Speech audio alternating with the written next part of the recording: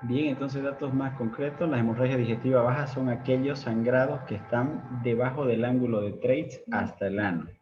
Vale decir de que todo lo que es el duodeno, yeyuno,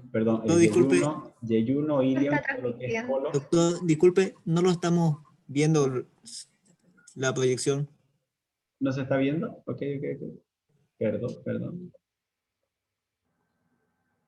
¿Ahora sí?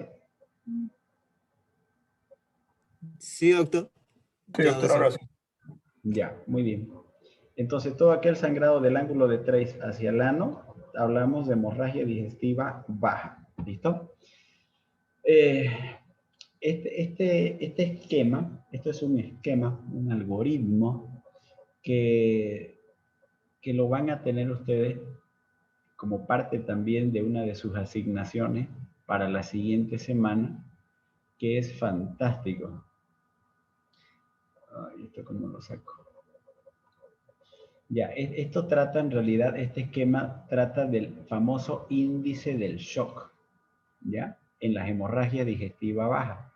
Este índice de shock lo que me va a permitir es saber en realidad si está estable o inestable el paciente en base a algunos parámetros que están relacionados a los signos vitales. Entonces, aquel paciente en hemorragia digestiva alta que tiene un índice de shock mayor a 1 lo considero inestable y a ese directamente tendré que hacerle una tomografía o una angiotomografía, perdón.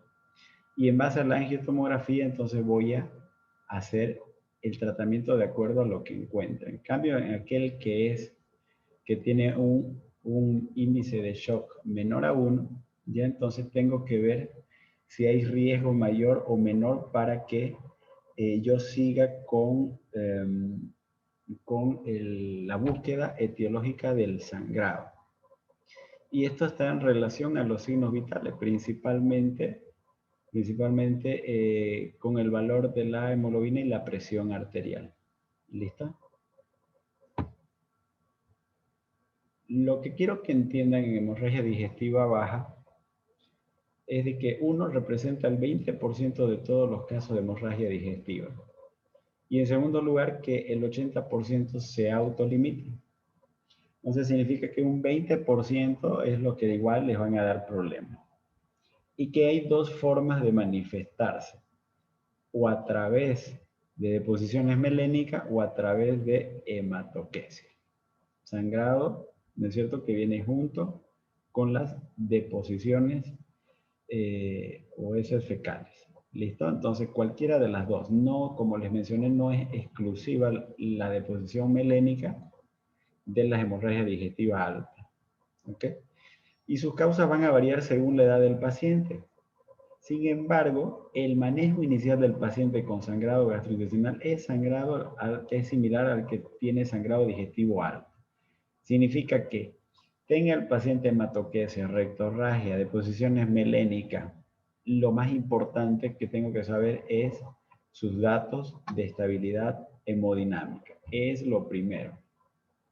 Ahora, en relación a la localización, se ha visto que el 80% de los sangrados son del colon rectal, 10% son de intestino delgado y 10% no se establece con certeza la causa. Aquellos que están en intestino delgado o no se establece la causa, habitualmente se los llama de origen incierto, origen oculto, ¿ya?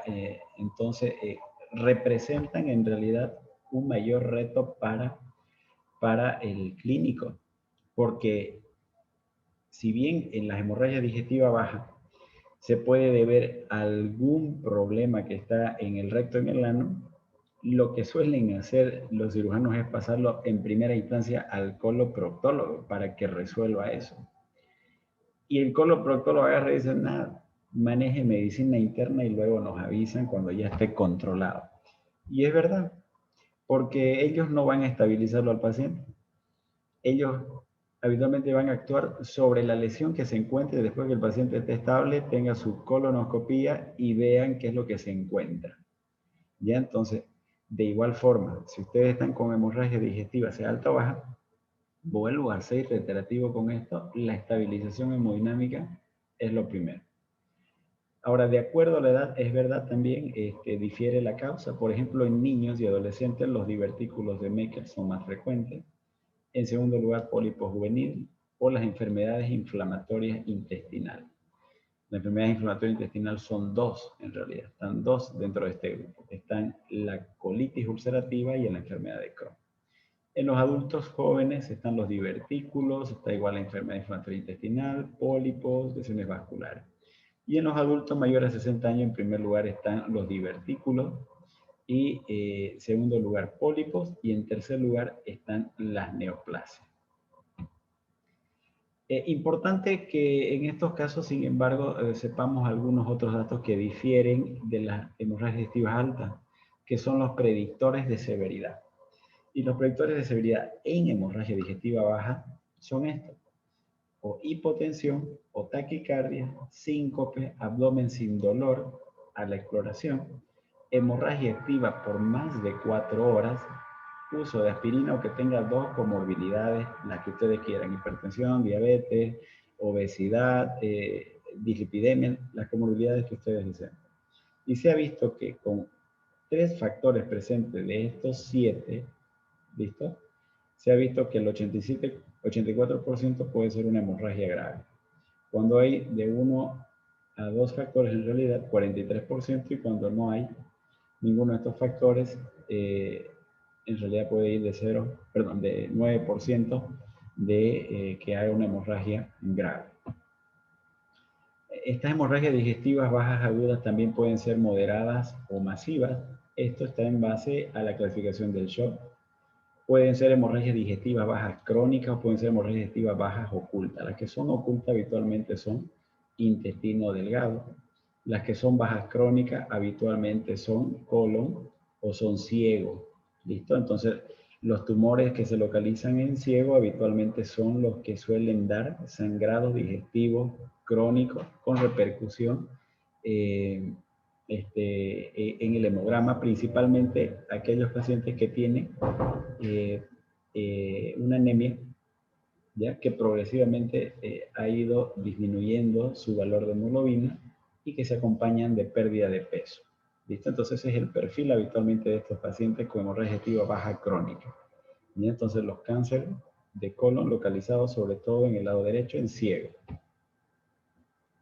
El manejo: primero hay que ver el estado circulatorio y respiratorio, estabilización hemodinámica y ventilatoria, obtener nueva información clínica.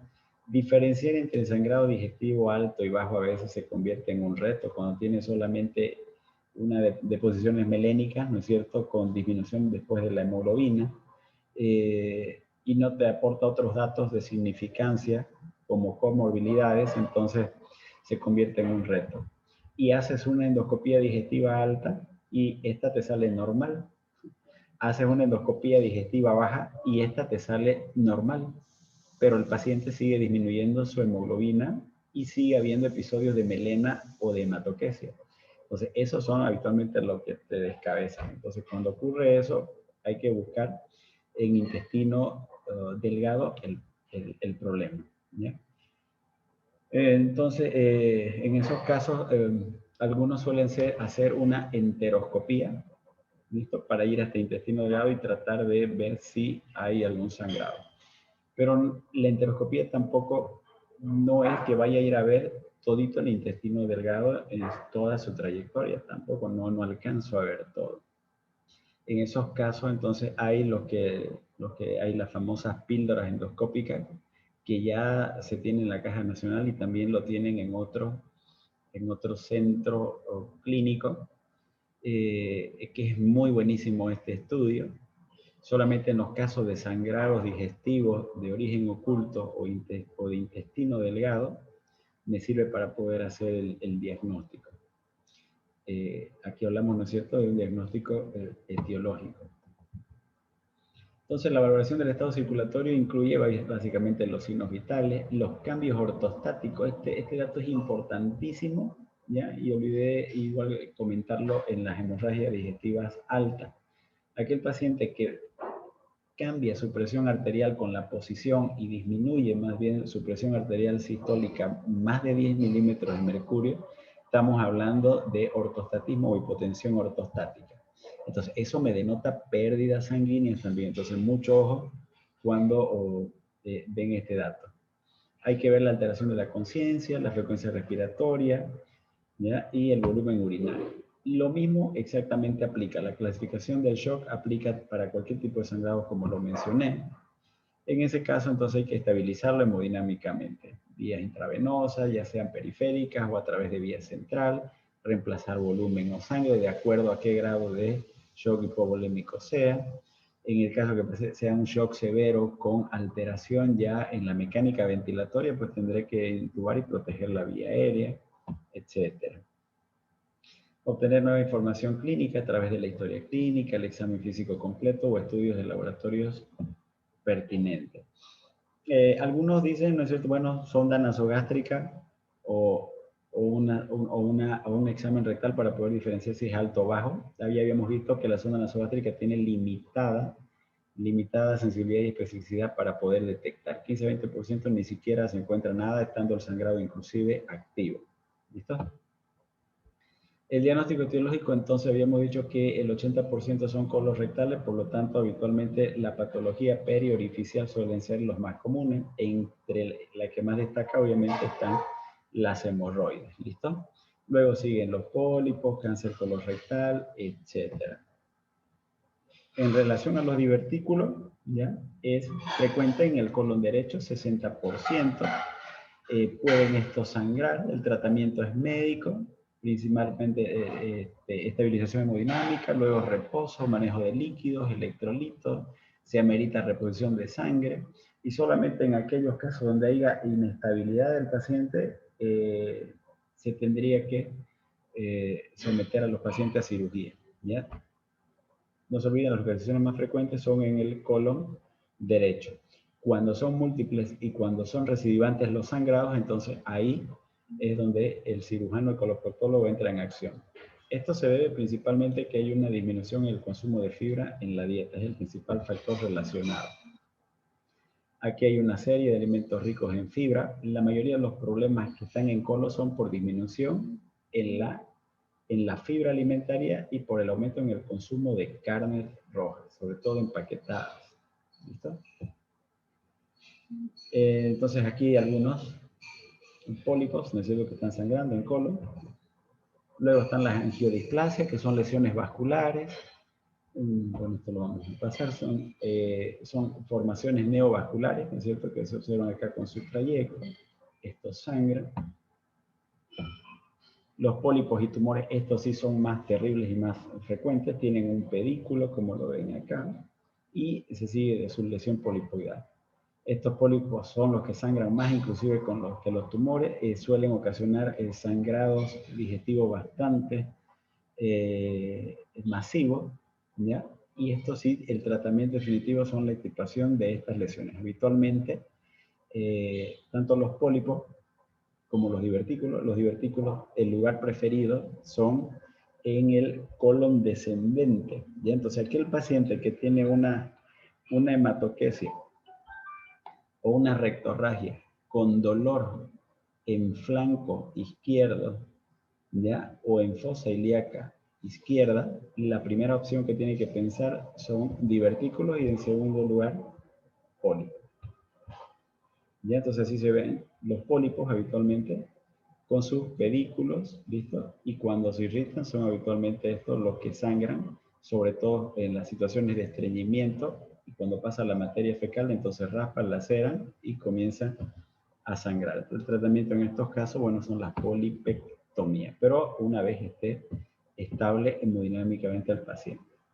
Al igual que el cáncer gástrico es una causa de hemorragia digestiva alta, el cáncer de colon también es una causa de hemorragia digestiva baja y pueden sangrar. Los divertículos Sobre todo están localizados en el colon descendente, entonces es más frecuente en las personas mayores de 60 años y bueno, hay que tomarlos igual en cuenta. Y por último ya las hemorroides, que no son más que dilataciones internas o externas de las venas del plexo hemorroidal. Dependiendo la gravedad, entonces lo que se da el tratamiento específico, pero siempre con el coloproctólogo. Hay que dar dieta rica en fibra, evitar sobre todo el estreñimiento y hacer un tratamiento coloproctológico. ¿Ya? Bueno, de forma general, y para terminar, ya en aquellas personas que tienen divertículo de Meckel, el principal estudio que tienen que saber es la gammagrafía con pertectenato de tecnecio 99. Eso lo hacen también en los hospitales y detectan los divertículos